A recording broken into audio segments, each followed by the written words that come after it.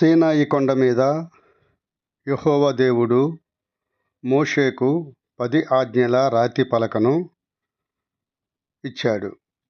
ఆ 10 ఆజ్ఞలను యెహోవా దేవుడు స్వయముగా తన వ్రేలితో వ్రాసి ఆ రాతి పలకలను అందించాడు.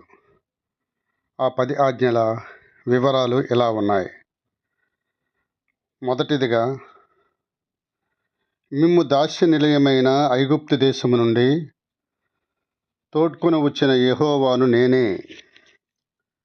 నేనే మీ దేవుడను.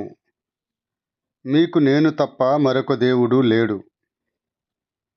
పైనున్న ఆకాశమునందు గాని క్రిందనున్న భూమి యందు గాని భూమి అడుగుననున్న నీళ్లయందు గాని ఉండు ఏ వస్తువు యొక్క ప్రతిరూపమును గాని విగ్రహమును గాని మీరు నిర్మింపరాదు.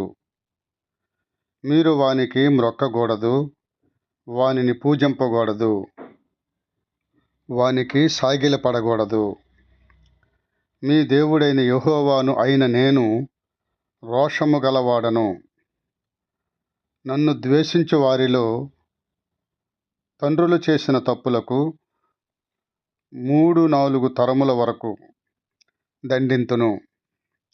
కానీ నన్ను ప్రేమించి నా నియమములను పాటించే వారిని 1000 తరముల దాకా కరుణింతును. మీరు మీ దేవుడైన యెహోవా నామమును దుర్వినియోగపరుపరాదు. తన నామమును దుర్వినియోగపరుపు వానిని యెహోవా దండింపక మానడు. విశ్రాంతి దినమును గుర్తుంచుకొనుడు, దానిని పవిత్రము చేయుడు. 6 రోజుల పాటు మీ పనులెల్లా చేసుకొనవలెను. 7వ రోజు మాత్రము మీ దేవుడైన యెహోవాకు పవిత్రమైన విశ్రాంతి దినము. ఆ రోజు మీరు గాని మీ కుమారులు గాని మీ కుమార్తెలు గాని మీ పనివారు గాని మీ జంతువులు గాని మీ ఇంటనున్న పరదేశీయులు గాని ఏ పని చేయకూడదు. యెహోవా 6 రోజులలో ఆకాశమును భూమిని సమస్తమును సముద్రమును వాని యందుండు సమస్తమును సృష్టించెను. ఆయన 7వ రోజు విశ్రమించెను. కావున యెహోవా ఆ రోజును దీవించి పవిత్రమైన దినముగా చేసెను. మీ తండ్రులను మీ తల్లిదండ్రులను గౌరవింపుడు. అట్లైనా మీ దేవుడైన యెహోవా మీకు ప్రసాదించిన దేశములో చిరకాలము జీవింతురు.